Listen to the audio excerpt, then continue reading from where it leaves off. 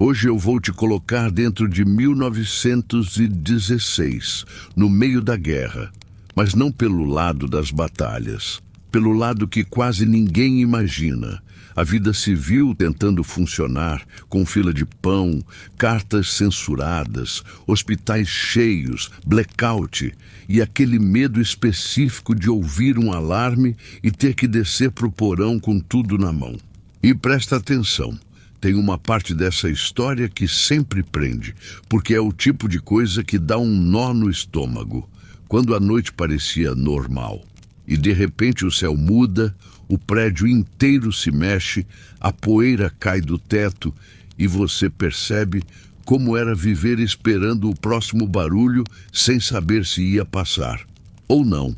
Antes de começar, se você curte histórias reais para dormir, se inscreve agora porque eu posto sempre nesse estilo, bem explicado e tranquilo.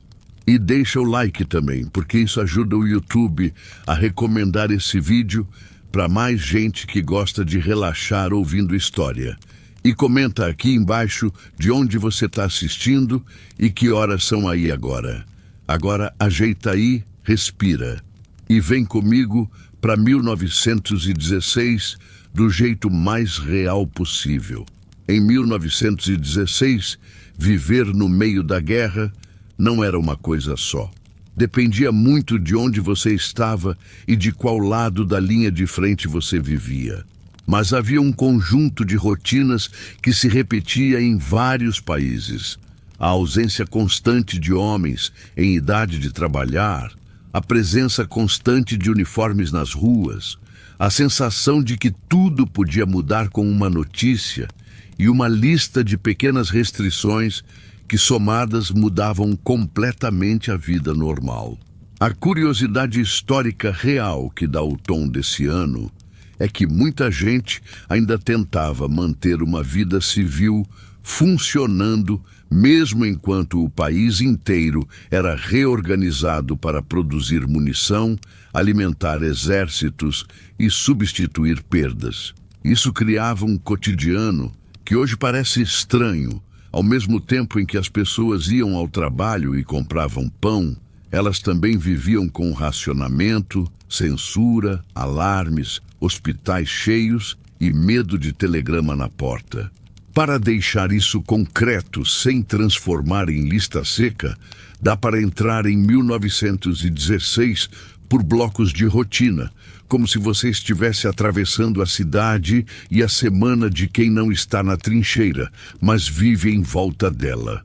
Um bom ponto para imaginar é uma cidade francesa relativamente grande, longe o bastante para não ouvir artilharia todos os dias, mas perto o suficiente para sentir o fluxo de tropas e feridos. Podia ser uma cidade como Amiens, Reims, antes de ser destruída em partes, ou mesmo Paris, que não era a linha de frente, mas era centro político e logístico.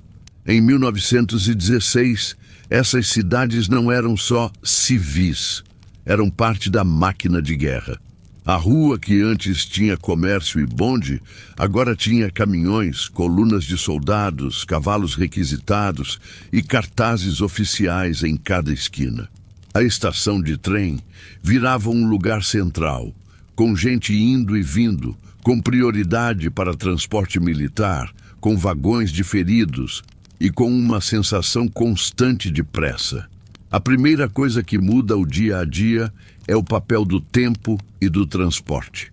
Trem vira mais importante do que carro particular. E o trem não é mais para o passageiro. O horário muda, o vagão muda e a prioridade muda. Quem precisa viajar por motivo civil, muitas vezes enfrenta atrasos e limitações e precisa de justificativa. Em várias regiões, circular perto de áreas sensíveis exige papel, autorização ou pelo menos tolerância de um controle. E mesmo dentro de cidade, há restrições novas. Algumas ruas podem estar bloqueadas, alguns bairros podem ter presença militar e alguns prédios podem ser requisitados. Em 1916, requisitar prédio não é exceção. Escolas viram enfermaria, salão vira depósito, hotel vira alojamento. Isso muda a vida do dono e de quem dependia daquele lugar para trabalhar. A segunda coisa que muda tudo é o trabalho. Em 1916, o trabalho civil ainda existe, mas ele é empurrado para atender guerra. A fábrica que fazia metal para outra coisa passa a fazer peça de arma.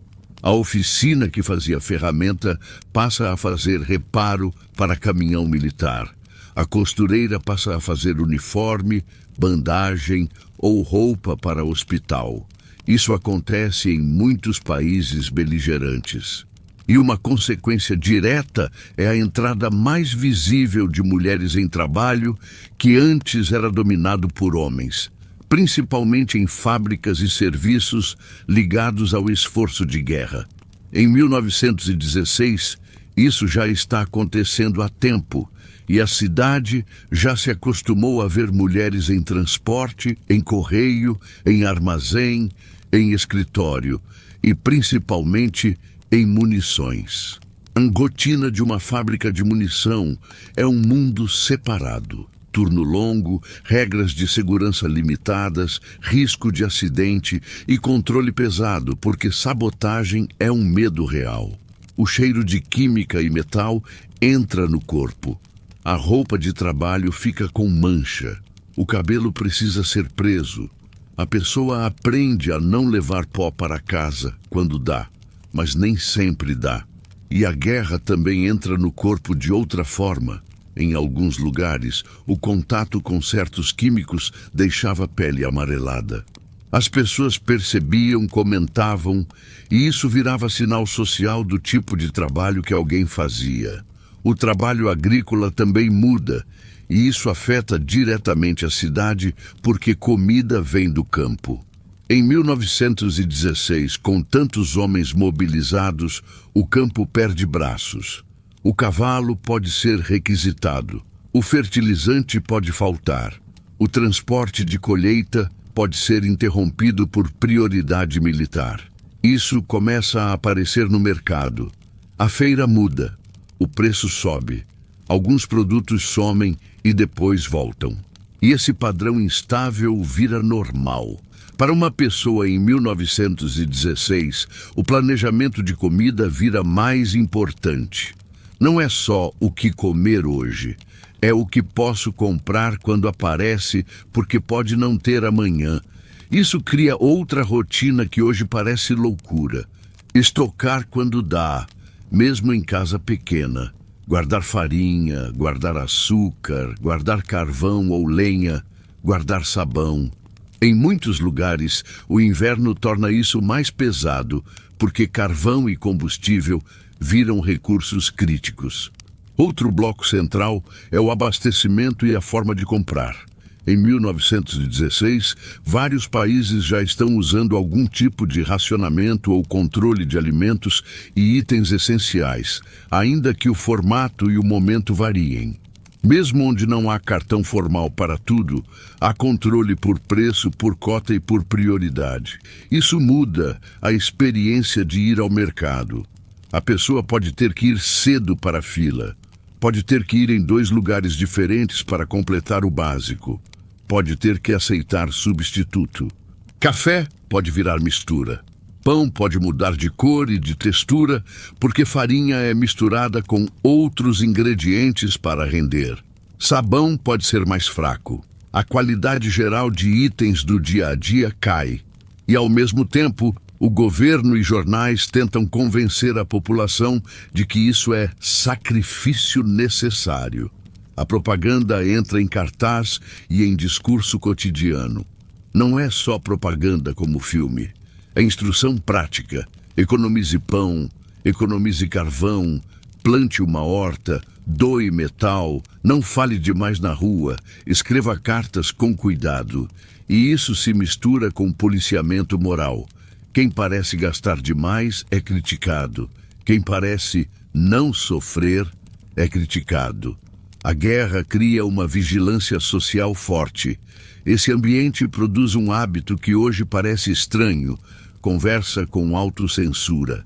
Em 1916, muita gente já sabe que carta pode ser lida por censura militar. O soldado escreve para casa sem dizer onde está.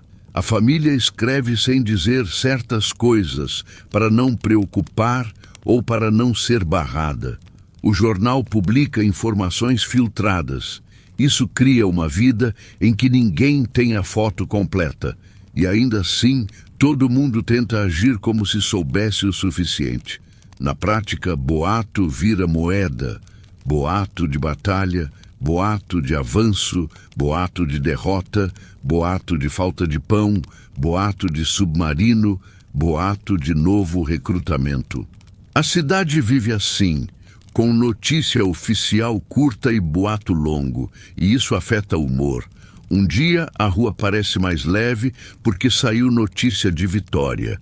No outro dia a rua parece cinza porque saiu lista de mortos. A diferença pode ser uma página de jornal. A lista de mortos é um detalhe do cotidiano que define 1916. Em várias comunidades, a morte chega como uma carta oficial, um telegrama ou um mensageiro. A forma varia por país e por sistema, mas o efeito é parecido. A notícia é direta e seca. Em muitos casos, vem pouca explicação. Morto em combate, desaparecido, ferido e morreu. A família não sabe onde foi enterrado. Às vezes sabe, às vezes não. E isso muda o luto. O luto não é só tristeza, é incerteza. Desaparecido pode durar semanas ou meses. Isso prende a família em esperança e medo. E, ao mesmo tempo, a vida econômica não para. A viúva precisa resolver renda. Os pais precisam resolver trabalho na fazenda. O irmão mais novo pode ser chamado para o lugar do mais velho. Essa substituição de papel, dentro da família, acontece o tempo todo em 1916. E isso torna a guerra um organizador do cotidiano doméstico. Agora, outro bloco que hoje parece loucura: hospitais e feridos como parte visível da cidade. Em 1916, a guerra industrial produz ferimentos em escala enorme. A cidade vê isso na estação de trem, vê em ambulâncias e carroças, vê em grupos de homens com curativos, vê em amputados, vê em cegos guiados por alguém, vê em convalescentes com uniforme gasto. E a medicina, apesar de ter avançado muito em cirurgia e organização, ainda tem limites. Antibiótico não existe. Infecção ainda mata. A higiene melhorou em muitos hospitais, mas a escala é brutal. Então, o hospital é ao mesmo tempo um símbolo de esforço e um símbolo de limite. Voluntárias e enfermeiras existem em grande número, e o trabalho delas é pesado, repetitivo e emocionalmente exaustivo. O cheiro de antisséptico, de fumaça, de sangue e de tecido úmido vira parte de certos prédios. Em 1916, uma cidade com um hospital militar tem um bairro que cheira diferente. Isso se conecta com outra rotina: doação e voluntariado. Em muitos lugares é normal ver campanhas para doar roupa, doar dinheiro, doar metal, doar tempo. Mulheres organizam costura de meias, cachecóis, bandagens. Crianças coletam metal e papel para reciclagem, dependendo do lugar. As igrejas e associações viram ponto de coleta.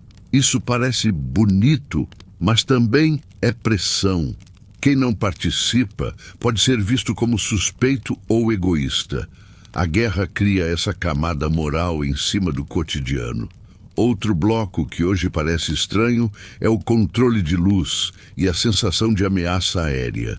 Em 1916, ataques aéreos e bombardeios ainda são relativamente limitados, comparados com a Segunda Guerra, mas eles existem e mudam a cidade. Em algumas regiões, há blackout parcial, redução de iluminação externa, orientação para apagar luz em certos horários e medo de aeronave ou de artilharia de longo alcance em alguns lugares.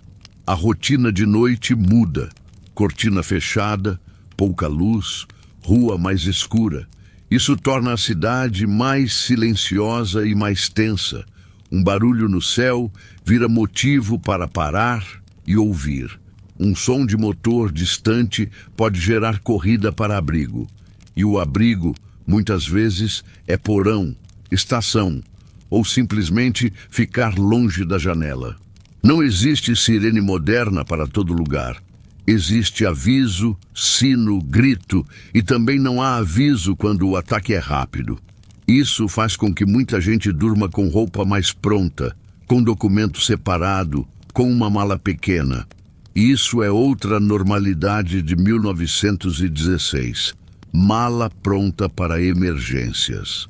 A vida escolar também muda, com professores mobilizados ou envolvidos em outras atividades, com prédios requisitados, com crianças ajudando em casa, a frequência escolar pode cair. E o conteúdo escolar, quando existe, entra na guerra. Patriotismo, mapas, notícia, coleta de material. Crianças crescem com a guerra como pano de fundo normal. Isso não quer dizer que a criança entende a guerra, mas ela entende que falta comida às vezes, que pai ou irmão está longe, que mãe trabalha mais e que há regras que não existiam antes. Para um adulto hoje, isso parece cruel. Para uma criança de 1916, é o mundo. Agora, se a gente desloca um pouco o foco para dentro do exército, sem ir para o combate direto, há outro bloco: cartas, licença e retorno. Um soldado pode voltar para casa em licença curta, dependendo do exército e do momento. Quando ele volta, ele não volta como antes. Às vezes ele está cansado, às vezes está ferido, às vezes está silencioso. O bairro o recebe com mistura de orgulho e desconforto, porque a presença dele lembra quem não voltou. Ele entra no café e as pessoas olham. Algumas fazem perguntas. Ele responde pouco. Ele come rápido, como se o corpo ainda estivesse em ritmo de trincheira. Ele dorme mal. Isso, em 1916, é comum. Não era chamado pelo nome moderno de trauma, mas a mudança era visível. E isso cria outra normalidade. A casa, lidando com alguém que está ali por poucos dias e depois vai embora de novo. A família tenta aproveitar e, ao mesmo tempo, tenta não falar sobre medo. E a trincheira, mesmo sem descrição de combate, entra na cidade como logística. Trens passam cheios de tropas indo e vindo. Caminhões carregam comida e munição. Cavalos carregam carga. O som de roda e motor aumenta. O barulho de cidade de guerra é diferente. E, em 1916, o barulho é também parte do cansaço. Dormir com o trem passando, com marcha, com apito. A vida civil é sacudida por uma infraestrutura militar que ocupa espaço. Um bloco que parece loucura hoje é o controle de inimigo interno e a paranoia de espionagem. Em 1916, muitos países beligerantes têm medo de sabotagem. Isso faz com que estrangeiros sejam vistos com suspeita, com prisões e restrições em alguns lugares e com vigilância de conversas e cartas. Em cidades de porto, isso é forte. Em cidades com fábrica militar, isso é forte. A pessoa aprende a não falar alto em trem, aprende a não comentar movimento de tropas, aprende a não repetir boato como certeza. E mesmo assim, as pessoas repetem. é humano. A consequência é que, de tempos em tempos, alguém é acusado e a rua entra em agitação. Isso pode ser injusto e é um tipo de normalidade de guerra. O medo vira ação errada. Agora, outro bloco do cotidiano de 1916: dinheiro e preços. Em Guerra Longa, a inflação cresce em muitos lugares. Mesmo quando o governo controla preços, a sensação de que tudo ficou mais caro aparece. O salário não acompanha. O aluguel pesa, a comida pesa, a família corta gasto, a família troca carne por algo mais barato. A família reduz aquecimento. Isso cria uma vida mais fria dentro de casa. E quando o inverno é forte, isso vira risco real de doença, especialmente para idosos e crianças. Isso é outro ponto que hoje parece absurdo.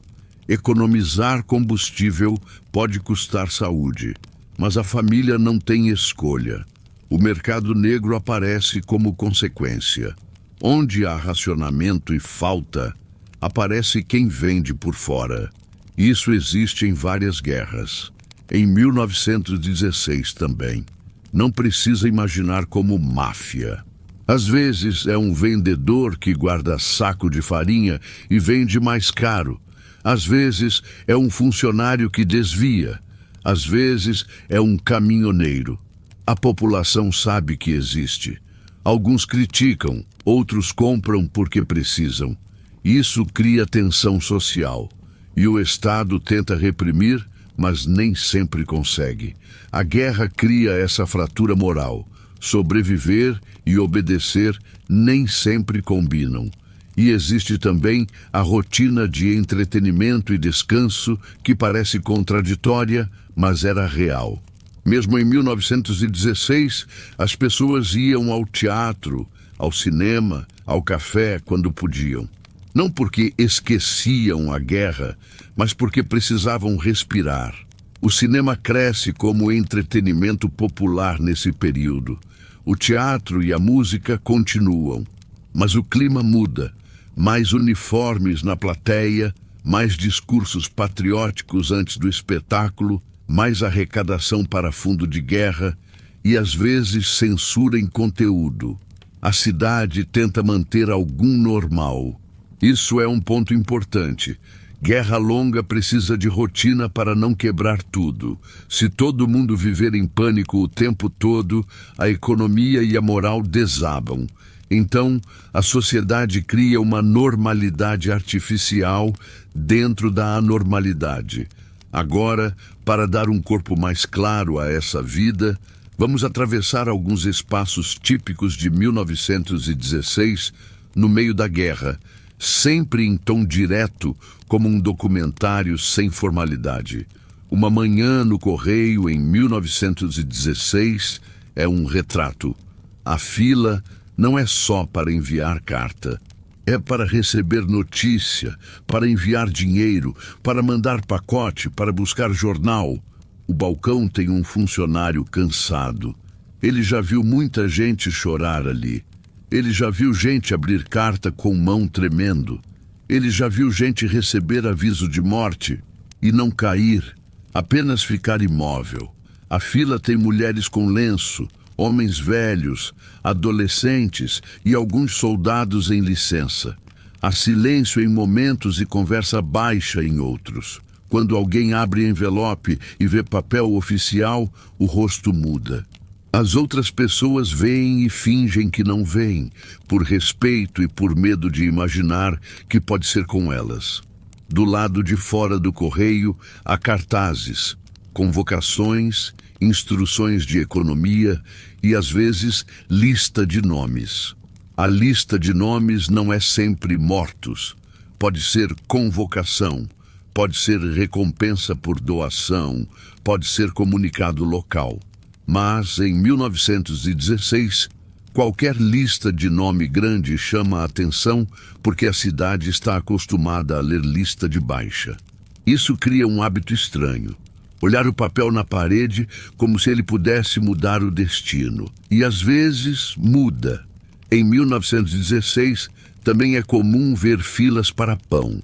Não em todos os lugares e nem o tempo todo, mas é um padrão. A padaria abre e a fila começa cedo. A pessoa leva moeda e, quando há sistema de cartão, leva cartão ou cupom. A conversa na fila é sempre a mesma. O preço, a qualidade, o medo de faltar amanhã e notícia do fronte. O pão pode estar mais escuro, mais pesado, com mistura. A pessoa reclama, mas compra porque precisa. A padaria, por sua vez, tem dificuldade de farinha e recebe instrução de como produzir pão de guerra para economizar trigo. Isso é um detalhe real do período. Governos tentaram controlar trigo porque trigo alimenta exército e cidade. Outra cena comum é o bonde ou o metrô com uniformes. Em Paris, por exemplo, o metrô já existe e vira abrigo em momentos de alerta, em alguns casos, além de transporte. Em outras cidades, o bonde e o trem urbano dominam. O vagão tem gente apertada. O uniforme mistura com roupa civil. O soldado cansado dorme de pé. A mulher com cesta aperta a cesta contra o corpo para não ser roubada. O jornal é dobrado no colo e as manchetes são lidas em silêncio. Algumas pessoas discutem política em voz baixa. Outras não querem discutir.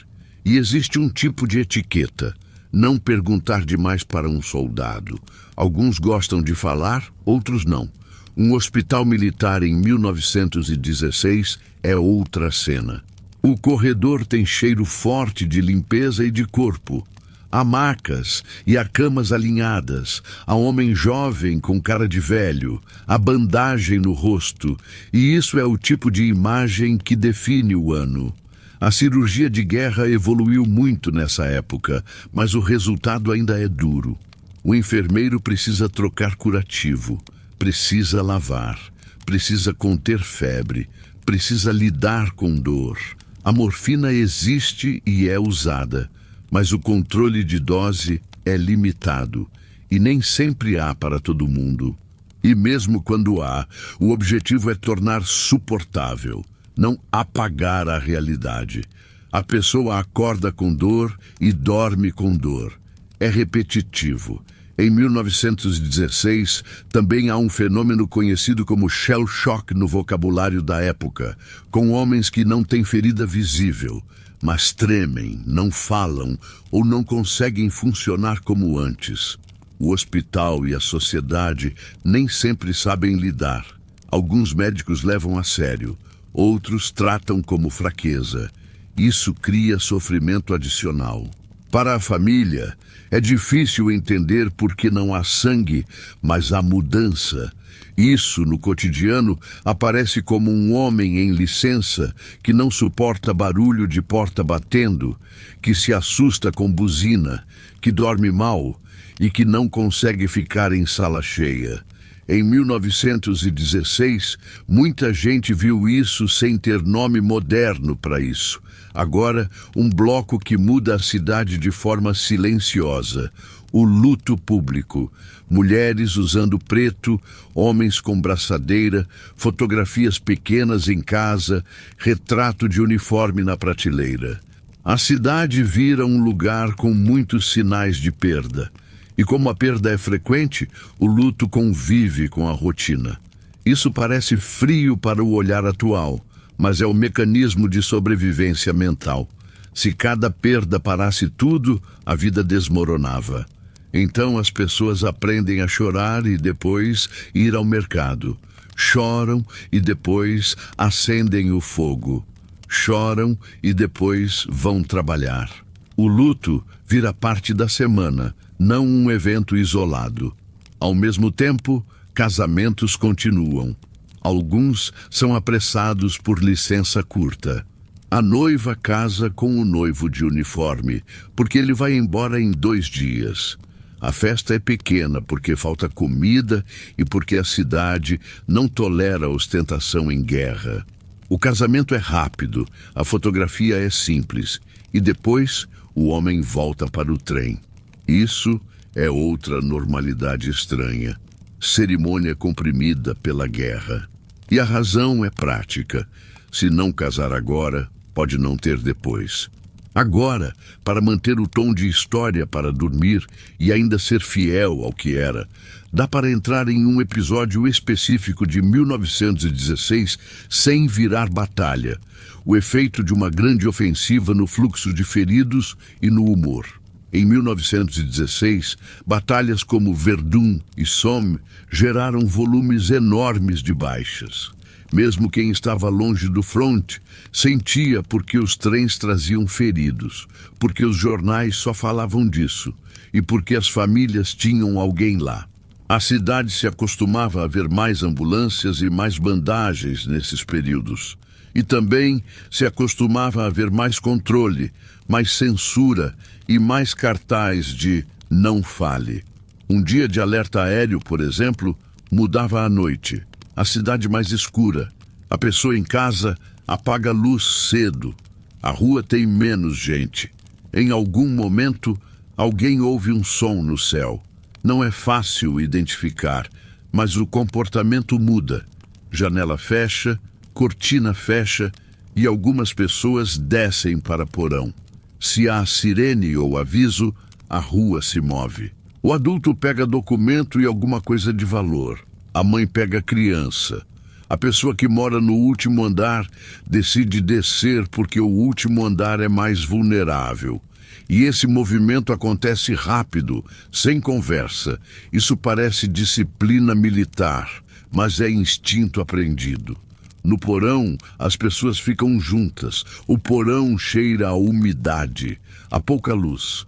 Alguém traz vela, alguém traz lamparina. Uma criança chora e a mãe tenta calar, não por vergonha, mas por medo de chamar atenção e por medo de pânico. O adulto tenta ouvir o que acontece lá fora.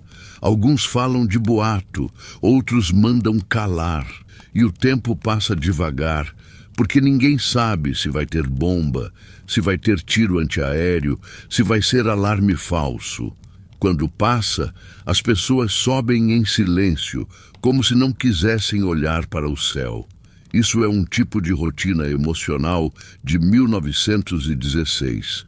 E mesmo sem ataque, o simples fato de parar à noite para esperar já é uma mudança enorme em relação a tempos de paz. É como se o relógio civil tivesse uma interrupção que pode acontecer em qualquer noite. Isso desgasta. Uma família está em uma cozinha pequena, em um prédio antigo. O fogão é a fonte de calor. A panela tem sopa rala, feita para render. O pão é fatiado em pedaços pequenos para durar. A mãe controla as porções sem parecer que está controlando. Ela coloca um pedaço a mais para o mais novo e um pedaço a menos para ela. O pai não está. Está mobilizado e a cadeira dele fica vazia. A avó está sentada com um chale e mãos vermelhas de frio, porque carvão é caro e a casa está mais fria do que antes. A luz é de lamparina baixa para economizar querosene. A janela está com cortina grossa, porque a rua está mais escura e porque ninguém quer luz chamando atenção. Na mesa há um jornal dobrado. A manchete é curta e não diz muito além do comunicado.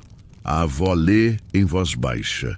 A mãe não olha para o jornal porque já olhou de manhã e não quer de novo. A criança mais velha tenta mastigar devagar, porque aprendeu que mastigar devagar dá a sensação de comer mais.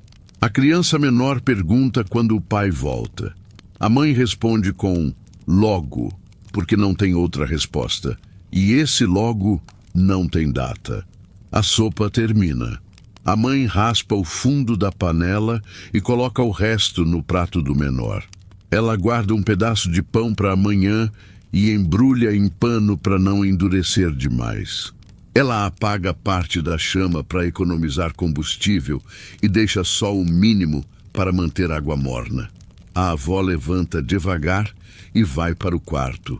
A mãe lava prato com pouca água e pouco sabão, porque sabão é caro e porque a água precisa ser carregada. ou medida. O prato não fica perfeito, fica bom o suficiente. No corredor do prédio, alguém sobe correndo e bate em portas. Não é pânico ainda, é aviso rápido. A mãe para com a mão molhada e escuta. Um segundo depois, do lado de fora, um som distante de alarme começa. E a rua, que estava silenciosa, ganha um ruído de passos e portas abrindo e fechando. A mãe apaga a lamparina quase totalmente, deixando só um ponto, e chama as crianças. A criança mais velha já sabe. Casaco, documento, descer. A criança menor não entende e reclama. A mãe pega o menor no colo e coloca o casaco nele com pressa, apertando botões tortos. A avó volta do quarto com um lenço e um embrulho pequeno, porque ela também aprendeu a ter um embrulho pronto. A mãe abre a porta, vê o corredor escuro com outras pessoas já descendo e entra no fluxo sem conversar. No meio da escada, o prédio inteiro parece respirar junto, porque o som de passos é coletivo. Lá embaixo, a porta do porão está aberta e a primeira pessoa já acendeu uma vela. A mãe desce o último degrau, entra, encosta as crianças perto da parede e tenta manter o menor quieto com a mão no ombro. O porão começa a encher. Alguém fala que ouviu o motor no céu, outro diz que pode ser alarme falso. Um homem diz para não falar alto. A vela ilumina rostos pálidos. A mãe ajusta o casaco do menor e encosta a testa no cabelo dele por um segundo, para sentir se ele está quente o suficiente. A avó senta no chão e apoia as costas na parede, respirando devagar. O ar do porão é úmido e frio. A criança mais velha olha para a escada como se esperasse que o pai aparecesse, mesmo sabendo que não vai aparecer. Lá fora, um som metálico começa, como se algo grande estivesse passando longe. Pode ser fogo antiaéreo, pode ser apenas uma impressão do som do céu. As pessoas ficam quietas por alguns segundos. A vela treme na mão de alguém. A mãe percebe que está segurando o braço do menor com força demais e solta um pouco para não machucar. Ela respira fundo e tenta ouvir com calma, mas o coração está acelerado. Então, do lado de fora, um estrondo distante corta o silêncio do porão. Não muito perto, mas perto o suficiente para fazer poeira cair do teto. E algumas pessoas se levantam de impulso e alguém derruba a vela e quase apaga. E uma mão corre para proteger a chama. E a mãe puxa as crianças para mais perto da parede. E o som do céu aumenta como se viesse mais baixo. E ela olha para a escada, esperando o próximo barulho, enquanto a avó segura o embrulho no colo e fecha os olhos. E o porão inteiro fica preso nesse momento de espera, com a vela tremendo e o som de passos lá fora. E a mãe leva a mão ao ouvido do menor para abafar o ruído, e o menor começa a chorar, e ela tenta calar com um sussurro, e então um segundo estrondo soa mais perto do que o primeiro. E a parede vibra de leve, e a poeira cai mais forte, e alguém lá no fundo do porão começa a rezar em voz baixa, e a mãe encosta a mão no chão para sentir a vibração, e sente. E levanta o rosto para ver se a porta do porão ainda está aberta, e vê sombras passando no corredor, e o som no céu continua. E é nesse ponto que a cena fica presa no porão, com a cidade lá fora em alerta, e todo mundo esperando para saber se o próximo barulho vai ser o último ou se vai passar como passou outras vezes. O estrondo mais perto deixa um silêncio curto depois, como se todo mundo estivesse tentando medir a distância pelo tempo entre o som e a vibração. A mãe mantém o menor encostado nela e segura o corpo dele com firmeza para ele não levantar e correr. A criança mais velha olha para o teto, depois para a porta, e fica sem falar. Um homem perto da escada abre a boca para dizer alguma coisa, mas a mulher ao lado dele levanta o dedo e manda ficar quieto. Ninguém quer atrair pânico dentro do porão, porque pânico vira empurra-empurra na escada e machuca a gente sem precisar de bomba. A vela continua acesa, mas quase no fim. A pessoa que está segurando tenta proteger com a mão para não apagar, e o cheiro de cera queimada mistura com umidade e roupa molhada.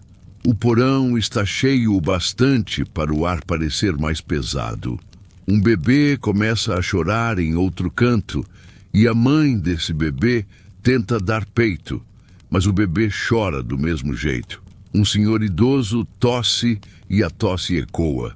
O som lá fora continua, mas agora parece mais alto e mais contínuo, como se motores estivessem passando, não só um.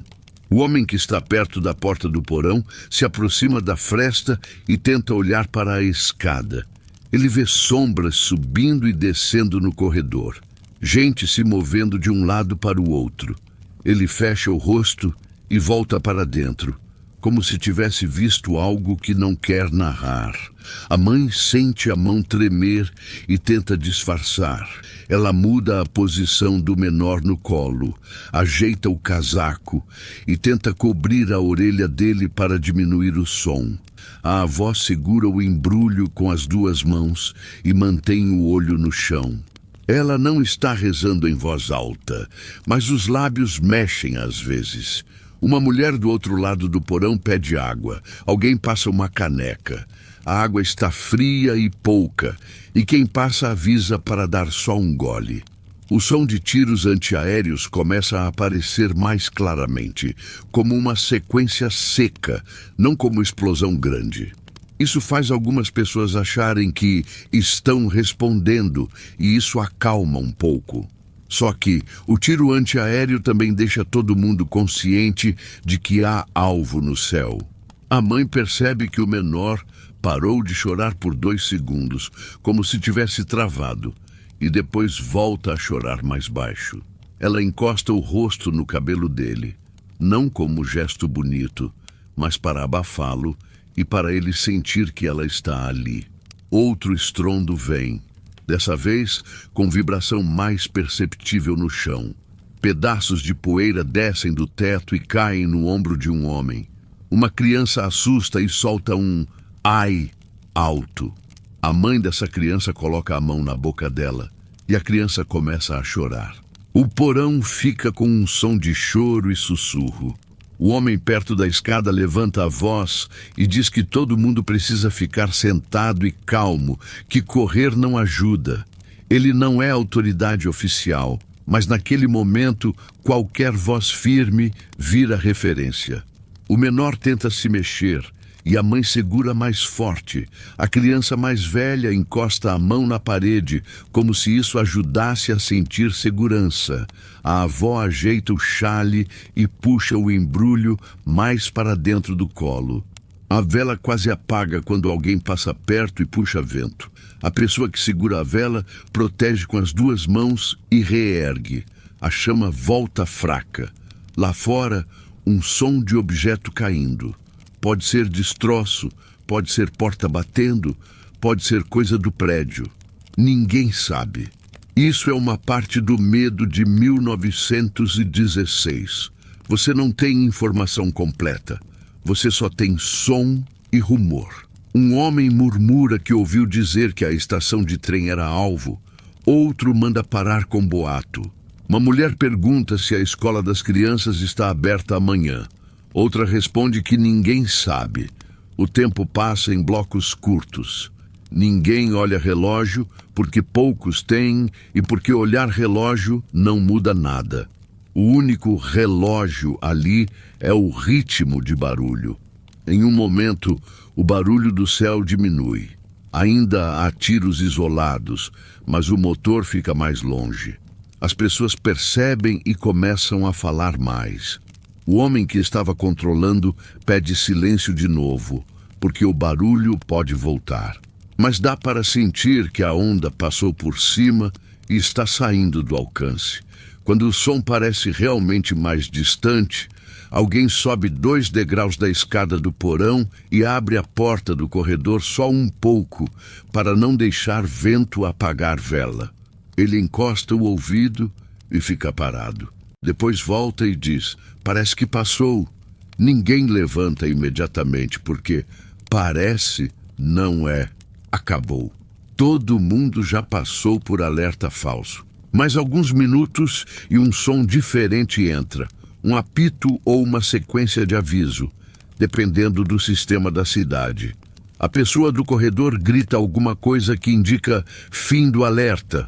Alguns se levantam rápido demais e o homem firme manda ir devagar para não derrubar ninguém. A mãe segura o menor com mais força, porque a subida da escada é o ponto de risco. Gente empurra, gente cai, criança se perde. A avó levanta devagar e põe o embrulho debaixo do braço. A mãe põe o menor no chão e segura a mão dele, mas o menor não quer andar e puxa para trás. Ela pega no colo de novo. A criança mais velha vai na frente, porque já sabe o caminho e porque é mais fácil guiar do que carregar. Eles entram na fila da escada. O corredor está mais escuro do que antes. A lamparina na cozinha ficou apagada. Algumas portas estão abertas.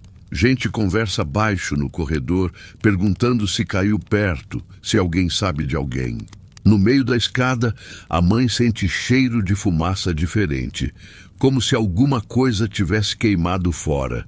Ela não sabe se é da rua ou de dentro. Ela sobe mais rápido, mas sem correr. A criança mais velha chega ao andar do apartamento, para na porta e espera.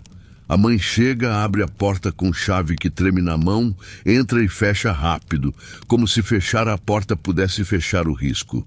Dentro, a cozinha está como ficou: prato na pia, pano molhado, sopa já fria. A mãe acende a lamparina um pouco mais para ver, mas ainda com medo de deixar luz forte.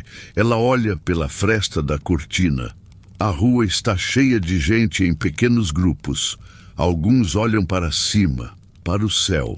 Outros olham para uma direção específica, como se um bairro tivesse sido atingido. Não dá para ver fogo grande dali, mas dá para ver uma nuvem de fumaça mais escura ao longe. Isso significa que alguma coisa foi atingida, mesmo que não seja perto. A mãe fecha a cortina. A avó senta e respira como se tivesse corrido. A criança mais velha pergunta se vai ter escola. A mãe diz que não sabe e manda ela deitar. O menor, já exausto de chorar, cai no sono rápido. A mãe tira o casaco dele sem acordar. Ela cobre com manta e fica olhando a respiração por alguns segundos, como se precisasse confirmar que está normal. A avó abre o embrulho e confere o que tem. Um documento, uma foto pequena, talvez algum dinheiro ou papel. Ela fecha de novo. O gesto é automático. A mãe volta para a pia e lava o prato do jeito que consegue. Ela não quer deixar resto, porque rato e inseto são problema em prédio antigo. Nessa noite, ninguém dorme bem. O barulho do alerta fica na cabeça. Qualquer som de carroça ou de trem parece motor no céu. A mãe acorda 2 vezes e vai até a janela, abre um canto da cortina e olha. A rua está mais vazia. A fumaça ao longe ainda existe, mas menor. Ela volta para a cama e tenta dormir. No dia seguinte, a cidade acorda com um ritmo diferente. Ainda é dia de trabalho para muita gente, mas há um tipo de ansiedade na rua. O jornal sai com manchete controlada. Fala de ataque e danos de forma genérica e muitas vezes não dá detalhes de localização. Isso é uma mistura de censura e de tentativa de não espalhar pânico. A conversa real acontece na fila do pão e na escada do prédio. Foi perto da estação, foi no depósito, foi no bairro X. E ninguém sabe ao certo até alguém que mora perto confirmar. A mãe vai à padaria cedo porque sabe que depois de noite de alerta, a cidade inteira sai para comprar e as filas aumentam. Ela pega a cesta e o cartão ou o dinheiro que tem. A avó fica com as crianças. A rua está úmida e fria. Há pedaços pequenos de vidro no chão em algumas calçadas, sinais de janela que tremeu. Um homem varre vidro para o canto com vassoura. Outra pessoa recolhe com pá. Não existe equipe municipal em toda a esquina. É a própria rua cuidando. Na padaria, a fila já está longa. A mãe entra na fila e ouve conversa. Uma mulher diz que o marido dela está no front e que ela não aguenta mais esse medo. Outra diz que isso é melhor do que estar na linha de frente. A conversa é curta, porque ninguém quer chorar ali. A mãe mantém os olhos no balcão e na porta. Ela percebe que algumas pessoas olham para o uniforme de quem passa. Um soldado em licença atravessa a rua e some. O rosto dele está cansado. Ele não olha para ninguém. Quando a mãe chega ao balcão, o padeiro entrega um pão mais escuro, mais pesado, com mistura. Ela paga e não reclama. Reclamar não muda farinha. Ela volta para casa com a cesta apertada no braço. No caminho, passa por um cartaz de instrução. Economizar carvão, economizar pão, evitar conversas sobre movimento de tropas. Ela lê sem pensar muito porque já viu cartaz parecido. A diferença é que agora a palavra alerta tem peso real porque aconteceu na noite. Em casa, a avó está tentando manter as crianças em silêncio. A criança mais velha quer perguntar de novo do pai. A avó diz que não tem notícia. A mãe coloca o pão na mesa e corta fatias pequenas. Ela organiza o dia. Isso é uma forma de controle. Se ela mantém rotina, a casa não desaba. Depois do café, a mãe sai para trabalhar, se ela trabalha. Em 1916, muitas mulheres estão em trabalho fora de casa. E muitas estão em trabalho diretamente ligado à guerra. Pode ser uma fábrica, um armazém, um escritório, uma lavanderia para militares ou uma costura de hospital. O caminho até o trabalho passa por ruas com mais presença de soldados do que antes. Não porque a cidade virou quartel, mas porque há trânsito constante de tropas e porque há guarda em pontos sensíveis. Se a mãe trabalha em fábrica de munição, a entrada é controlada. Há fiscalização. Há regra de cabelo preso, sem metal solto, sem chama. O pó e o óleo fazem sujeira. E a pessoa entra e assume turno longo.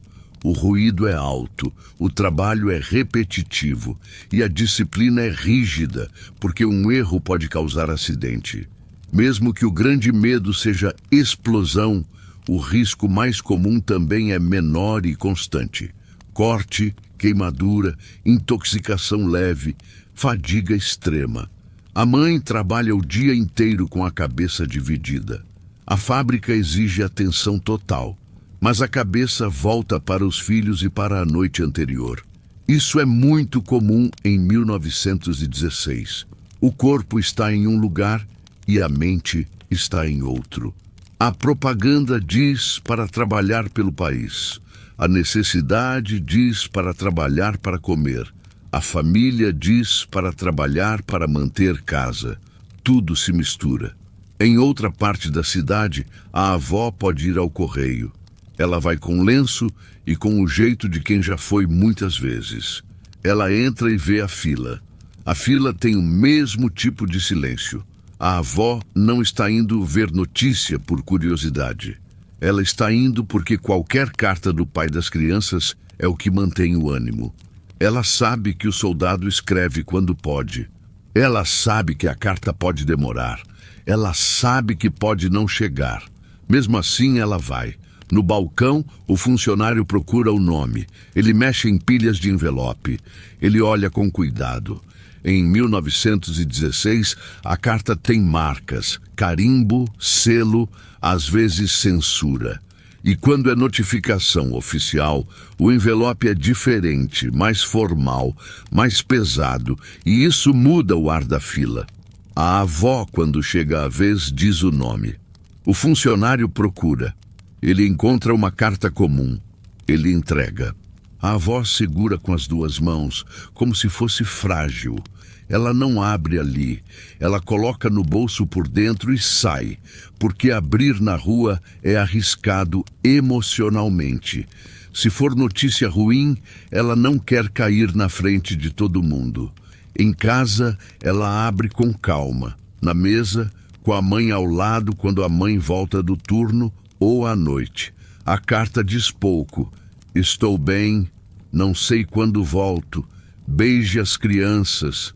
Não se preocupe. O lugar é omitido. A carta é curta, mas a letra é dele. Isso é o que importa. A mãe lê 2 vezes e depois guarda. Ela não deixa a carta no meio porque papel é valioso, mas também porque não quer que as crianças peguem e rasguem. É um dos poucos objetos que liga casa e frente. Essa é outra normalidade de 1916. O que mantém a vida não é uma grande notícia, é um pedaço de papel. E a cidade continua com seus blocos de rotina. A estação de trem, por exemplo, em 1916, é uma mistura de despacho e de medo. Trens chegam com feridos, trens saem com tropas, trens passam com carga. Quando há ataque aéreo, a estação é vista como alvo. Isso muda o fluxo, a guarda, a controle, a gente tentando ver se o trem do parente chega e a gente que não pode entrar porque a área é restrita. Isso cria tensão. O civil sente que tudo importante está atrás de uma corda ou de um soldado. O hospital militar recebe mais gente após um ataque e após ofensivas. A equipe trabalha sem parar. Um trem chega e descarrega. O corredor enche. A triagem decide rápido quem vai primeiro. Isso parece frio, mas é necessidade. Um ferido com hemorragia vai antes. Outro com fratura espera. E a família muitas vezes nem pode entrar. A família espera do lado de fora, com informação mínima. Em 1916, o luto e a espera convivem com trabalho e com fila. Isso parece incoerente para hoje, mas era como se vive. Agora, um bloco que aparece de forma discreta e constante. Censura. No jornal, certas notícias são vagas. Em conversa, as pessoas aprendem a não repetir tudo. Em carta, o soldado escreve com cuidado. Isso cria um tipo de linguagem diferente, com muita frase curta e muita "estou bem". A mãe, ao escrever de volta, tenta não falar de falta e de medo demais, porque não quer desmoralizar e porque não quer que a carta seja retida. Ela fala de coisas pequenas. As crianças estão crescendo. A sopa, a vizinha, a chuva. Isso mantém conexão. A guerra entra, mas de forma indireta. Outro bloco, economia de combustível. Em 1916, a casa aprende a manter uma sala aquecida e o resto frio. Aprende a cozinhar tudo de uma vez para economizar. Aprende a usar água de lavar para outra coisa. Isso é prática. A mãe pode guardar água do último enxágue para o chão. Pode reaproveitar pano. Pode costurar roupa rasgada. A guerra não inventou isso, mas intensificou. E o resultado é um cotidiano mais apertado. Outro bloco que muda a cidade. Presença de prisioneiros e estrangeiros em certos lugares e suspeita. Dependendo do país e do momento, há prisioneiros de guerra em trabalho. Há estrangeiros sob vigilância. Há bairros com tensão. A pessoa evita falar alto com sotaque. Evita se destacar. Isso é triste, mas era real em muitos contextos. E há também a rotina de cartas de condolências e de ritual. Quando alguém morre, a família recebe aviso e depois recebe visita. A visita traz comida, traz palavra, traz ajuda. Isso é a rede. Em 1916, essa rede é usada o tempo todo. Uma vizinha leva pão, porque sabe que a mulher não vai conseguir cozinhar naquele dia. Outra vizinha fica com criança para a mãe ir ao correio. O apoio social é o que segura. Agora, no meio desse tecido, a mesma mãe pode enfrentar um medo mais direto. O medo de um telegrama. O telegrama, quando chega, é um homem batendo na porta com papel curto. Isso é tão comum como símbolo de morte que, em muitas casas, só o bater diferente já causa pânico. A mãe tenta não pensar nisso, mas pensa. O som da escada do prédio vira gatilho. E isso faz com que, quando alguém sobe correndo, como na noite do alerta, o coração dispare. Numa tarde de 1916, enquanto a mãe está no trabalho, um menino pode chegar correndo na fábrica para chamar alguém. Isso acontece. Sua mãe precisa de você. Um soldado voltou. Uma carta chegou. E a pessoa sai do posto e corre, porque não sabe se é boa ou ruim. Esse tipo de interrupção muda o ritmo de qualquer dia. No fim de outro dia, a mãe volta para casa e encontra um bilhete na porta. Passe no apartamento da senhora X. Isso pode ser para uma reunião de doação. Pode ser notícia, pode ser pedido de ajuda. Ela sobe e bate na porta. A senhora abre e diz que precisa de alguém para trabalhar mais horas porque a irmã está doente. A mãe aceita porque dinheiro e comida. E assim, a guerra reorganiza o trabalho doméstico e social sem grandes anúncios. É sempre um ajuste. Na mesma semana, a cidade pode ter outro alerta. A diferença é que agora a família já tem o embrulho pronto, já sabe o caminho, já sabe o canto do porão. A criança mais velha não pergunta tanto. Ela só obedece. O menor chora, mas menos. A avó vai com menos esforço, porque já sabe onde pisar. Esse aprendizado de rotina de emergência é uma coisa que define viver no meio da guerra. O corpo aprende. Em uma dessas noites, o alerta começa mais cedo. A mãe apaga a lamparina rápido. A avó pega embrulho. Eles descem. No porão, as pessoas já estão quase com lugares fixos, como se fosse banco de igreja. Isso parece absurdo, mas é real. Repetição cria padrão. O mesmo homem que tenta controlar fala as mesmas frases. A mesma mulher trasvela. O mesmo bebê chora. E o barulho no céu passa e a cidade sobe de novo. E no dia seguinte, fila do pão. O que muda em 1916 é que esse ciclo não dura um mês, dura anos. E o desgaste aparece em pequenas coisas: irritação, cansaço, discussão por pedaço de pão, briga por lugar na fila, briga por carvão, briga por notícia. A guerra aperta o lado pior e o lado melhor das pessoas. Só que, no cotidiano, isso é mais simples. Gente cansada toma decisão pior. Agora, para continuar sem recapitular e manter a narrativa viva, dá para voltar para uma cena concreta que mostra como as rotinas e os riscos se encaixavam. Num fim de tarde, a mãe está na rua com as crianças, indo buscar um pacote ou indo visitar alguém. A cidade está escura cedo por economia. O céu está nublado. A mãe ouve um som de motor e, por reflexo, olha para cima. Ela vê só nuvem. O motor pode ser caminhão, pode ser aeronave. Em 1916, essa dúvida existe. Um homem ao lado diz que é caminhão. Outro diz que ouviu que hoje teria ataque. A mãe acelera o passo. Ela não quer estar na rua aberta se o alarme tocar. Eles chegam ao prédio e sobem rápido. A mãe fecha a porta do apartamento e começa a tirar o casaco das crianças. E aí, O alarme toca de novo, mais alto, mais urgente do que da última vez. A mãe não discute. Ela pega embrulho, casaco e desce. No corredor, outras portas abrem ao mesmo tempo. Todo mundo desce. No porão, a vela é acesa rápido. O porão enche em minutos. O som no céu desta vez é mais contínuo. E dessa vez, os estrondos parecem mais próximos. A poeira cai mais cedo. Uma criança começa a gritar. A mãe segura. A avó respira curto. O homem firme tenta falar, mas o som do céu engole a voz dele. Um estrondo muito perto faz a parede vibrar como se tivesse sido empurrada. A vela quase apaga. A pessoa que segura a vela protege e a chama volta.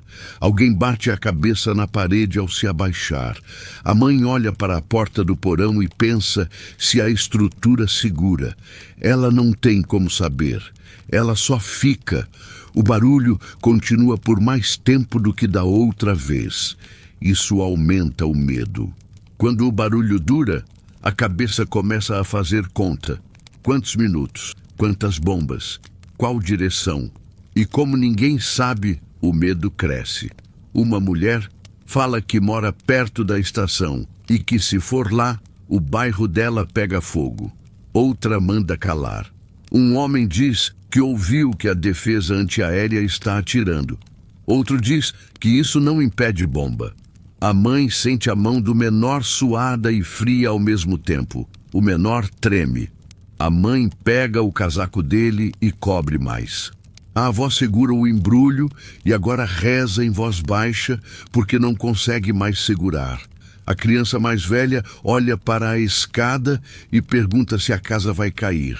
A mãe não responde com não, porque não tem certeza. Ela responde com "fica aqui comigo" e segura mais forte. O som no céu diminui por um segundo, como se o motor tivesse passado para outro lado. Algumas pessoas soltam o ar, e então um estrondo vem de novo, e dessa vez o porão sente um baque, como se tivesse sido um soco no chão. A vela cai de novo, e uma mão pega antes de apagar.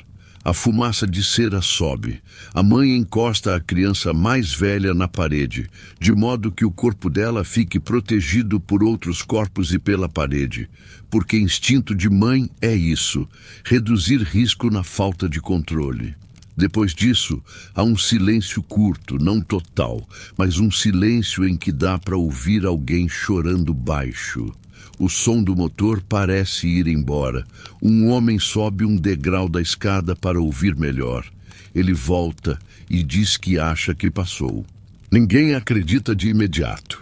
E no exato momento em que algumas pessoas começam a se mexer, um som diferente aparece, um estalo de madeira acima, como se alguma coisa tivesse quebrado no prédio. E a mãe olha para o teto do porão sem querer. E a avó aperta o embrulho mais forte, e o menor começa a chorar de novo. E o homem firme manda todo mundo ficar sentado, porque se a estrutura está mexendo, correr na escada pode derrubar mais.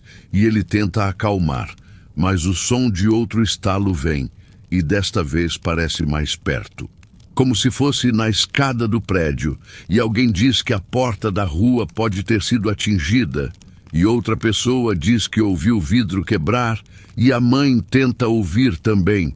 Mas o ouvido dela está cheio de sangue e barulho, e ela só percebe que tem poeira caindo do teto do porão com mais frequência.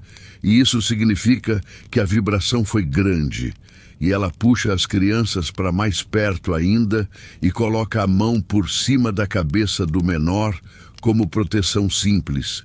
E então, do lado de fora do porão, no corredor, aparece um grito de alguém chamando por ajuda, como se tivesse gente ferida no prédio. E a mãe levanta o rosto na direção da porta, tentando entender se o grito vem de cima ou da rua, enquanto o porão inteiro fica dividido entre ficar quieto e subir para ver. E o homem firme dá 2 passos para a escada e é nesse ponto que a cena fica presa no porão com o som do grito vindo de fora e a decisão de subir ou não ainda no ar. O homem que vinha tentando manter todo mundo calmo dá mais 2 passos até a base da escada e encosta a mão no corrimão como se fosse testar se o prédio está firme. Ele olha para trás e faz um gesto para 2 pessoas irem com ele, não uma multidão. Ele não quer empurrão, não quer gente demais no corredor e não quer abrir a porta do porão por muito tempo, porque o ar de fora pode trazer poeira e frio e apagar a vela. A mãe fica onde está, com as crianças encostadas na parede. Ela vê a avó apertar o embrulho, mas a avó não se levanta. A avó tem medo de escada, tem medo de cair e tem medo de deixar as crianças. A mãe também não sobe. Ela entende que se subir com criança no meio, vira obstáculo. Então ela segura e espera informação. O homem abre a porta do porão só o suficiente para passar. O corredor acima está mais escuro do que antes porque muita gente apagou luz. O som do grito vem de cima, parece estar no nível do térreo ou do primeiro andar. O homem sobe devagar, com a mão no corrimão, ouvindo-se a estalos. As 2 pessoas vão atrás. A porta do porão fecha de novo e no porão fica só o som de respiração e de choro baixo. Por alguns segundos, o porão não tem notícia nenhuma. A vela continua tremendo. A mãe ouve a criança mais velha perguntar de novo se precisam subir. A mãe diz só para ficar sentada. O menor está cansado e começa a chorar mais fraco. A mãe dá um pano para ele morder para não fazer barulho alto. Não é uma técnica boa, mas é o que ela consegue. Do lado de fora do porão, o grito muda. Vira a fala mais clara, uma voz de mulher chamando por alguém e dizendo que tem sangue. A mãe no porão ouve a palavra sangue e o coração sobe de novo. Ela não sabe se é alguém ferido no prédio, se é alguém na rua, se é um estilhaço. Em 1916, vidro estilhaçado e porta quebrada são consequências comuns quando há explosão perto, mesmo sem impacto direto no prédio. E vidro é uma das causas mais comuns de ferimento nessas situações, porque janela vira lâmina. O homem volta rápido, descendo 2 degraus, abre a porta do porão e fala com voz baixa, mas firme. Ele diz que houve janela quebrada no corredor do térreo e que uma mulher se cortou. Ele diz que não parece que o prédio vai cair, mas que precisam de pano e água e alguém para ajudar a levar a mulher para dentro. Ele pede especificamente que vá uma pessoa que saiba fazer curativos simples. Uma senhora se levanta e diz que tem pano no bolso. Outra pega a caneca de água. A mãe não vai, porque está com 2 crianças e porque ela sabe que vai travar no meio da escada com o menor no colo. A senhora e mais uma pessoa saem. O homem fecha a porta de novo e volta a dizer para os outros ficarem quietos e sentados. Ele tenta manter o porão como lugar de espera, não lugar de corrida. A mãe percebe que esse homem virou uma espécie de coordenador, não por cargo, mas por necessidade. É assim que muita coisa funcionava em 1916. A autoridade real, no minuto do susto, era quem tinha calma e voz. Lá em cima, ouvem-se passos e uma porta batendo. A mãe imagina o corredor com vidro. Ela imagina que a explosão foi perto. E ela imagina que, se foi perto, a rua vai estar cheia de gente olhando e falando. Isso significa mais boato e mais medo. Ela tenta manter as crianças no porão até o fim do alerta oficial, porque sair antes pode colocar todo mundo na rua no pior momento. O som do céu agora diminuiu de verdade. Ainda há ruídos distantes, mas o motor principal parece ter ido embora. Isso não garante nada, mas é um sinal. O homem coordenador decide subir de novo, desta vez para ouvir se há aviso de fim. Ele sobe até a porta do corredor, encosta o ouvido e fica em silêncio. Depois volta e diz que ouviu gente na rua dizendo que passou. Ainda assim, ele pede mais 5 minutos. Ele já viu gente sair cedo e levar susto de segunda onda. Os 5 minutos passam como se fossem longos. A vela baixa. Alguém acende outra vela pequena com cuidado, usando a chama da primeira. A segunda vela ilumina mais, e isso acalma um pouco porque ver rosto reduz pânico. A mãe vê o rosto da criança mais velha sujo de poeira do teto, porque a poeira caiu. Ela limpa com o dedo e lambe o dedo para tirar poeira, porque não tem pano limpo sobrando. Ela faz isso sem pensar. Finalmente, um aviso mais claro vem de fora. Pode ser apito, pode ser um mensageiro no corredor, pode ser uma sequência combinada de som. O homem coordenador decide liberar. Ele manda subir em ordem, sem correr. Ele manda as pessoas segurarem as crianças pela mão. Ele manda não empurrar. E ele repete o que parece óbvio, mas não é. Se cair na escada, machuca mais gente. A mãe coloca o menor no colo e segura a mão da criança mais velha. A avó levanta com dificuldade, segura o embrulho e vai atrás. Eles entram no fluxo. No corredor, a sensação é de ar mais seco e mais frio. O cheiro de fumaça de fora está mais forte agora. No térreo, há vidro no chão e um pano com sangue. A mulher que se cortou está sentada no degrau com um pano apertado no braço. Ela está pálida, mas consciente. Um homem está limpando o vidro com vassoura, empurrando para um canto. A mãe passa rápido e não para olhar, porque com criança no colo, o melhor é voltar para dentro. Na rua, quando ela olha pela fresta da porta, vê pessoas agrupadas olhando para uma direção. Há fumaça ao longe, mais visível do que na outra noite. Isso significa que um prédio ou depósito foi atingido, ou que houve incêndio em algum ponto.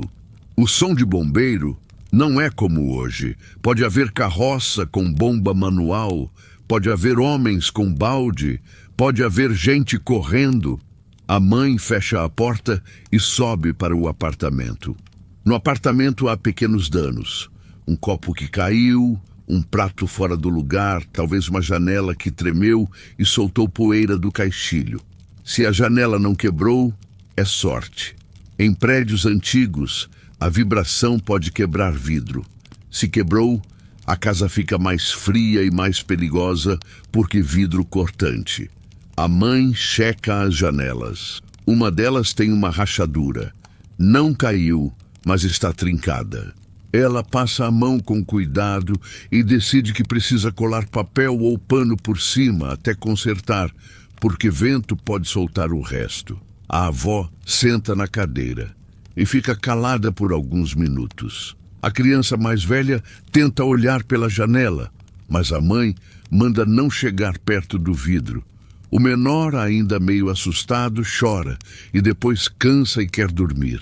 A mãe tenta botar ele na cama e ele não quer soltar o casaco. Ela deixa o casaco mesmo, porque discutir agora é pior. A noite segue com sono ruim. E o dia seguinte, de novo, é rotina com ruído. Só que agora a rotina inclui um novo tipo de trabalho: reparar o que quebrou. Em 1916, quando uma janela quebra e não há vidro fácil, muita gente coloca papel, coloca pano, coloca madeira fina. Isso vira paisagem urbana. Janelas remendadas, cortinas mais grossas e improviso. A rua também tem mais guardas em alguns pontos depois de uma noite de ataque. A estação, se não foi atingida, fica mais vigiada. Se foi atingida, fica parcialmente bloqueada.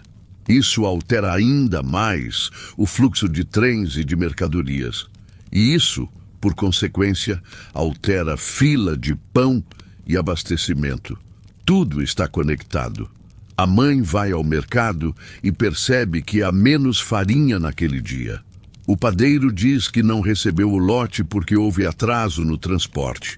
Pode ser por prioridade militar, pode ser por dano na linha, pode ser por medo de ataque. O resultado é o mesmo: fila maior, porção menor. A mãe compra o que consegue e volta. Em casa, ela corta fatias ainda menores. A criança reclama e a avó tenta distrair, contando alguma coisa de quando a mãe era pequena. Não é uma história poética, é uma lembrança simples de comida em época difícil. Isso acalma a criança porque muda foco. Na mesma semana, o prédio faz uma coisa comum em 1916. Os vizinhos combinam um sistema de aviso mais claro. Alguém sugere deixar um sino no corredor. Outro sugere combinar 3 batidas. Outro diz que isso causa pânico. Eles discutem. No fim, escolhem um padrão simples. Quem ouve primeiro avisa de porta em porta com frase curta e todo mundo desce. Não é sofisticado, mas funciona. Também combinam de deixar um balde de areia no corredor e um balde de água, porque viram o que um lampião derrubado pode causar em outro lugar. A guerra cria esses pequenos ajustes domésticos. São coisas que hoje parecem exagero, mas eram práticas em cidades com iluminação frágil e risco de incêndio alto. Outro ajuste é o embrulho da avó. Depois da segunda noite mais forte, a avó rearruma o embrulho. Ela coloca dentro uma cópia de documento, um pouco de dinheiro, um pedaço de pão duro e uma foto. A mãe vê e não comenta. Isso vira parte da rotina. O embrulho fica sempre no mesmo lugar, perto da porta. A criança mais velha aprende a não mexer. E isso vira normal em uma casa comum. A fábrica onde a mãe trabalha muda turnos por causa do ataque. Em alguns lugares, após ataques, há orientação para reduzir luz em certos horários e reorganizar produção à noite. A fábrica pode mudar o horário para aproveitar menos visibilidade. Isso torna a vida ainda mais cansativa, porque a mãe sai de madrugada e volta tarde. A avó assume mais cuidado das crianças. Isso, de novo, é comum em 1916. Avó, tia, vizinha viram rede de cuidado porque a mãe está no esforço de guerra. O trabalho na fábrica em 1916 também tem outra rotina: inspeção e controle. Depois de um ataque, aumenta o medo de sabotagem. O supervisor fica mais rígido. A revista na entrada é mais cuidadosa. A conversa dentro fica mais baixa e isso aumenta cansaço mental. A mãe aprende a não reclamar alto, porque qualquer reclamação vira suspeita de falta de patriotismo e isso pode custar emprego. A guerra cria uma moral de vigilância. Enquanto isso, o hospital militar da cidade recebe mais feridos por causa do ataque e por causa do fronte, que em 1916 é intenso. A cidade vê ambulâncias e carroças indo e vindo, vê enfermeiras correndo, vê voluntárias carregando lençol e vê homens com curativos passando na rua. Para quem está vivendo isso, vira parte do cenário. Para alguém de hoje seria chocante. Em 1916 é o cotidiano. Uma tarde, a mãe vai buscar um pacote de costura em uma associação porque há campanha para fazer meias e bandagens. Ela não gosta da atividade extra, porque ela já está cansada. Mas ela sabe que se não participa, vão comentar. Ela vai, pega o pacote e volta. Em casa, ela costura à luz fraca, economizando querosene. Os olhos doem. Ela para. A avó toma o lugar por um tempo, porque a avó tem mais prática e não quer ficar parada. Esse tipo de costura coletiva foi comum em muitos lugares e fazia parte do trabalho de guerra doméstico. Nesse período, a carta do pai chega com menos frequência. Isso pode ser porque a ofensiva intensificou. Pode ser porque o correio está atrasado. A família sente. A avó vai ao correio mais vezes. Às vezes volta sem nada. Às vezes volta com carta curta. A carta diz pouco e não diz onde. Mas a letra dele é suficiente para manter o dia. Ao mesmo tempo, a família ouve de vizinhos que o filho da senhora do segundo andar morreu. A notícia chega como telegrama. O telegrama é curto. A mãe vê a senhora do segundo andar sentada na escada, com o papel na mão e sem falar. Algumas vizinhas levam comida. Alguém leva lenço. A mãe leva um pedaço de pão. A senhora não come. A senhora segura o papel. O luto entra no prédio. As crianças percebem e ficam mais quietas. Isso é uma forma de aprendizado triste.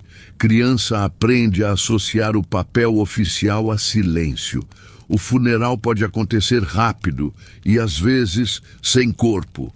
Quando não há corpo, há uma cerimônia simbólica. A igreja faz. A comunidade vai. O padre fala. As pessoas choram de modo contido. E no dia seguinte, a fila do pão. Essa repetição é uma das coisas mais difíceis de entender quando se olha para trás. Mas é como a vida se mantinha. Depois de semanas com 2 alertas fortes, a cidade começa a se acostumar a uma regra não escrita. Sempre que o céu faz um som diferente, as pessoas param. Elas param no meio da rua para ouvir. Elas param no meio da conversa. Isso acontece inclusive quando é só caminhão, porque o ouvido fica treinado. Isso gera uma cidade onde o tempo tem interrupções pequenas. E isso desgasta. A mãe, em um domingo, tenta levar as crianças para um passeio curto, só para sair de casa. Ela escolhe uma rua mais distante de pontos sensíveis. Ela evita a estação. Ela evita o depósito. Ela vai a um parque pequeno. Lá, há crianças brincando, mas menos do que antes, e há mais uniformes. Há homens feridos sentados em banco. Há mulheres com lenço e olhar distante. O parque é silencioso. As crianças brincam um pouco e depois se cansam. A mãe sente que até o lazer perdeu leveza. Mesmo assim, ela faz, porque ficar só dentro de casa piora. No caminho de volta, a mãe passa por um local atingido pelo ataque. Não é um buraco enorme, porque nem toda bomba faz crateras gigantes nas áreas urbanas, como se imagina. Às vezes, é um prédio com parte da fachada caída, janelas quebradas e gente varrendo. Há um cheiro de fumaça e de madeira queimada. Há um grupo de homens retirando entulho. E há um pequeno cordão de soldados impedindo curiosos de chegar perto, porque pode haver munição, pode haver risco de desabamento e porque não querem pânico. A mãe olha e segue. Ela não fica para ver. Isso também é normal. Depois de algumas semanas, a pessoa já viu dano o suficiente para não parar. Ela só quer voltar para casa e manter as crianças seguras. Em uma noite fria, a avó começa a tossir. Não é uma tosse forte no início, mas a tosse preocupa, porque doença respiratória em casa fria é risco. A mãe tenta manter a sala mais aquecida, mas carvão é pouco. Ela coloca mais roupas na avó. Ela faz água morna. Ela dá sopa. E ela pensa no hospital. Mas o hospital está cheio e é longe. Ela decide observar. Isso é uma normalidade em guerra. Adiar cuidado porque o sistema está sobrecarregado e porque o custo de deslocamento é alto. A avó melhora em alguns dias ou piora, depende. Mas a mãe entende que o frio dentro de casa é um inimigo tão grande quanto o medo do céu. E isso muda hábitos. Elas dormem com mais roupa, dormem no mesmo quarto para manter calor, fecham mais frestas, colocam pano na janela trincada e economizam mais. A casa vira uma pequena fortaleza contra frio e contra alerta. Com o tempo, a cidade entra em um padrão de dias iguais com interrupções. A mãe trabalha, a avó cuida, as crianças vão à escola quando dá. O pão é pouco, a carta chega quando chega. O jornal diz pouco, e o alerta acontece quando acontece. É um tipo de vida em que o planejamento é curto. Ninguém faz plano de 6 meses com confiança, faz plano de amanhã. Em 1916, também existe um cansaço social que aparece em comentários e pequenos conflitos. Uma pessoa reclama na fila e é repreendida. Uma pessoa fala que a guerra não acaba nunca. Outra diz para não falar isso. Uma pessoa critica o governo. Outra diz que isso é traição. O debate é tenso. A censura e a moral de guerra fazem com que muita crítica fique abafada. Mas ela existe. Em alguns lugares e períodos, há greves e protestos por comida e trabalho. Não em todo lugar ao mesmo tempo, mas o ano de 1916 já tem sinais de desgaste. A mãe pode ouvir rumores de greve em outra fábrica. Ela pode ver soldados mais rígidos na rua nesses dias. E isso adiciona outro medo. Medo de conflito interno e repressão. A guerra não cria só frente externa, cria tensão interna. Em uma noite mais calma, o céu fica silencioso. Não há motor, não há alarme. A mãe apaga a lamparina e decide não descer. Ela deita as crianças, ajeita cobertores e se deita também. A avó já está dormindo. O prédio está quieto. O silêncio é estranho, porque depois de semanas com barulho, o silêncio parece suspeito. Mas é silêncio mesmo. A mãe tenta dormir. No meio da noite, ela acorda com um som pequeno. Não é alarme, é uma carroça passando na rua. O barulho de roda na pedra e o passo do cavalo. Ela percebe e relaxa. Ela volta a dormir. De manhã, o correio traz uma carta do pai. Não é telegrama, é carta comum. A avó pega no correio e não abre na rua, como sempre. Ela abre na mesa com a mãe. A carta diz que ele está vivo, que está cansado, que recebeu as meias, que pensa nas crianças e que não sabe quando volta. É curta, mas é dele. A mãe lê e sente um alívio pequeno, que dura pouco, mas existe. A avó guarda a carta no mesmo lugar de outras. A criança mais velha pede para ver. A mãe deixa com cuidado e a criança passa o dedo na letra como se quisesse entender. A criança pergunta quando o pai volta. A mãe não diz logo dessa vez. Ela diz quando puder. E isso é mais honesto e menos cruel, porque logo cria promessa falsa. A criança aceita como aceita e vai se vestir para a escola. A mãe corta pão e coloca uma fatia pequena para cada um. Ela coloca mais um pouco de sopa. Ela organiza a roupa do menor. Ela manda a criança mais velha descer com cuidado, porque ainda tem vidro no canto do corredor que não foi totalmente limpo. Ela dá uma instrução prática, não um sermão. Depois que as crianças saem, a mãe veste a roupa de trabalho e vai para a fábrica. A cidade está fria, mas viva. O bonde passa. A fila do pão está menor porque é mais cedo. Um caminhão militar passa pela rua principal. Um soldado em licença atravessa a calçada. A mãe não para olhar. Ela segue. A vida continua. No fim do dia, ela volta com as mãos cansadas e encontra a avó preparando água morna. A avó tossiu menos. Isso é bom. As crianças contam uma coisa pequena da escola. Alguma tarefa, alguma briga boba, alguma risada curta. A mãe escuta. Essa risada pequena, em 1916, é uma forma de sobrevivência. Não resolve, mas mantém a casa funcionando. À noite, a mãe apaga a lamparina e deixa só um ponto de luz, como hábito. Ela coloca o embrulho da avó no lugar. Ela encosta a mão na janela trincada e vê que o papel e o pano estão segurando o vento. Ela se deita. O prédio fica em silêncio. Não há alarme nessa noite. E a casa passa mais uma noite sem descer ao porão, com o fogão apagado, com o pão contado, com a carta guardada e com a rotina pronta para recomeçar no dia seguinte. No canto do corredor, que não foi totalmente limpo, ela dá uma instrução prática, não um sermão. Depois que as crianças saem, a mãe veste a roupa de trabalho e vai para a fábrica. A cidade está fria, mas viva. O bonde passa. A fila do pão está menor porque é mais cedo. Um caminhão militar passa pela rua principal. Um soldado em licença atravessa a calçada.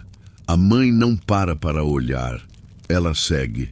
A vida continua. No fim do dia, ela volta com as mãos cansadas e encontra a avó preparando água morna. A avó tossiu menos. Isso é bom. As crianças contam uma coisa pequena da escola, alguma tarefa, alguma briga boba, alguma risada curta. A mãe escuta. Essa risada pequena em 1916 é uma forma de sobrevivência. Não resolve, mas mantém a casa funcionando. À noite, a mãe apaga a lamparina e deixa só um ponto de luz. Como hábito, ela coloca o embrulho da avó no lugar. Ela encosta a mão na janela trincada e vê que o papel e o pano estão segurando o vento. Ela se deita. O prédio fica em silêncio.